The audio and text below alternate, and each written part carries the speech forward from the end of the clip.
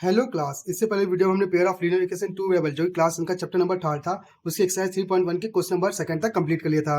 अगर आप लोग वो वीडियो नहीं देखी तो उसका लिंक हम डिस्क्रिप्शन बॉक्स में डाल देंगे, आप उसे वहां जाके चेकआउट कर सकते हैं। अब क्वेश्चन नंबर 3 कह रहा है, इससे हमें सॉल्व करना है।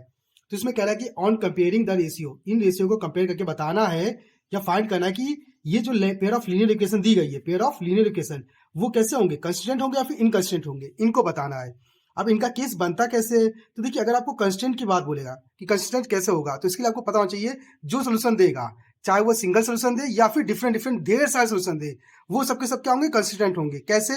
जैसे आपको पता है कि a1/a2 does not equal b1/b2, ये जब आपका केस बनता है तो इसमें आपका यूनिक सोल्यूशन मिलता है, ठीक, क्योंकि इसमें लाइन इंटरसेक्ट करती है, तो वो कैसा होगा, आपका कंसिस्टेंट होगा।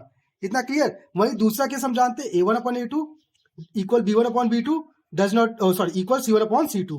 अगर ये केस दे रहा है आपको, तो आप कह सकते हैं वो भी आपको क्या होगा, कंस्टेंट होगा, क्योंकि इसमें मैनी सोल्यूशन मिलता है, नंबर ऑफ इन्फिनिटी सोल्यूशन मिलते हैं, ठीक ना। इस केस में हमारा क्या होता है, कॉन्स्टेंट लाइन बनती है। इतना क्लियर? वही हम अगर इनकंस्टेंट की बात करते हैं तो इस केस में हमारा क्या बनता है, इसमें बताता है कि अगर a1/a2 equal b1/b2 but does not equal c1/c2, ये केस मिलता है, तो वो लाइन पैरेलल होंगी और नो सोल्यूशन देगा। क्या देगा? No solution. इसी वजह से ये हमारा क्या बन जाएगा, इनकंसिस्टेंट बन जाएगा। इतना क्लियर? अब इसी की मदद से हमें बताना है कि इन सबको सॉल्व करना है। तो देखिए कैसे सॉल्व करेंगे। अगर आप क्वेश्चन नंबर फर्स्ट देखेंगे तो इसमें लिखा है 3x + 2y = 5 और 2x - 3y = 7। अब यहां से हमें एबीसी फाइंड करना होगा, तो हमें पता है हम जनरल फॉर्मूला यूज करते हैं, ठीक। इसे हम सिंपली सॉल्व करेंगे। जैसे कि यहाँ पे देख रहे हैं कि x के पास क्या 3 है, यहाँ x के पास क्या 2, तो इनका रेशियो ले लीजिए। फिर यहाँ y के पास क्या 3, यहाँ y के पास क्या 2, इनका रेशियो ले लीजिए और इसका रेशियो ले लीजिए। तो इस तरह से आप एबीसी को बिना निकाले सॉल्व कर सकते हैं। जैसे यहाँ पे पता है कि a1 और a2 हमारे क्या होता है, यही तो होते हैं x वाले टर्म। अब b1 b2 क्या होता है, y वाले टर्म होते हैं हमारे, ठीक। c1/c2 क्या होते हैं, ये वाले टर्म होते हैं। इतना क्लियर? तो सिंपली सॉल्व कर सकते हैं ऐसे रख के। तो देखिए पहले 3/2 रखेंगे, ये रखा, फिर 2/-3 और फिर लास्ट में 5 और 7। तो आप नोटिस करेंगे ये दोनों इक्वल हो रहे हैं, नहीं इक्वल हो रहे, तो आप कह सकते हैं कि a1/a2 does not equal b1/b2। हाँ कि ना? यही केस मिल रहा है ना, तो इस केस में हमारा क्या बनेगा, ये वाला केस बनेगा, जो कि हमारा क्या है, कंसिस्टेंट। तो हम बोल सकते हैं ये हमारा क्या देगा, कंसिस्टेंट देगा, ये दोनों लाइन। इतना क्लियर? क्योंकि ये क्या कर रहा है, यूनिक सोल्यूशन दे रहा है और इंटरसेक्ट कर रहा है। वही सेकंड वाले पार्ट में सेम कीजिए इसी तरह। देखिए 2 और 4 ये लिया, फिर ये और ये लेंगे तो -3 और -6, फिर लास्ट में 8 और 9 ये ले लिया। अब देखिए 2 × 2 2 × 4 3 × 3 3 × 6। तो आप देख रहे हैं कि a1/a2 b1/b2 इक्वल है, बस ये इक्वल नहीं है। तो आप कह सकते हैं a1/a2 equal b1/b2 but does not equal c1/c2। ये केस मिल रहा है ना, ऐसे केस में नो सोल्यूशन मिलता है, तो ये हमारा क्या बन जाएगा, इनकंसिस्टेंट बन जाएगा। क्या बन जाएगा हमारा, इनकंसिस्टेंट बन जाएगा, ठीक ना। इतना क्लियर? वही हम बात करें क्वेश्चन नंबर 3 का। तो क्वेश्चन नंबर 3 में भी सेम करना है। x के पास जो है और इसके यहाँ पे जो है उसका रेशियो लीजिए, तो 3/2 फिर मल्टीप्लाई 9 अपॉन में है ना, इतना क्लियर। फिर दूसरा कौन सा 5/3 फिर मल्टीप्लाई -10 और फिर लास्ट में 7/14।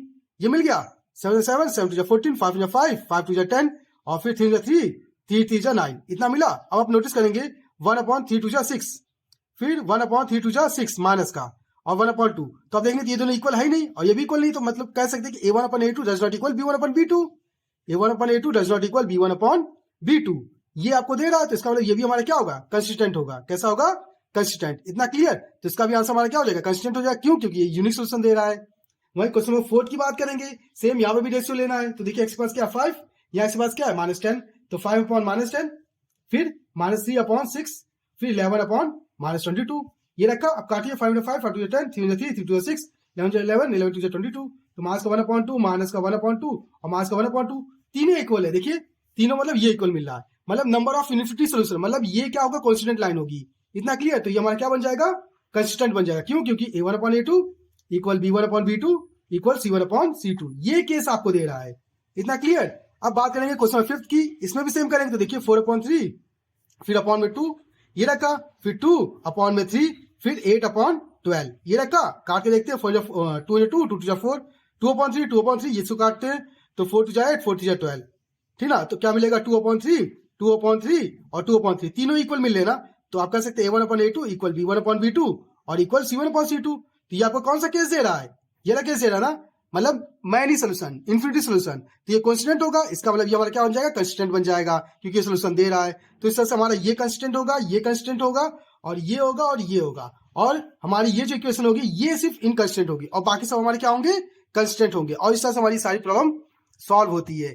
अगर आपको ये वीडियो अच्छी लगी, इन्फॉर्मेटिव लगी, तो आप हमारे चैनल को सब्सक्राइब कर सकते हैं। अगर आपके पास मैथ से रिलेटेड कोई प्रॉब्लम है तो आप हमारी वीडियो में कमेंट करके हमें बता दीजिएगा, उसका सोल्यूशन हम आपको बता देंगे। इसके अलावा नेक्स्ट वीडियो के लिए हम हमारी वीडियो पे बने रहेगा। तो आज की क्लास के लिए धन्यवाद।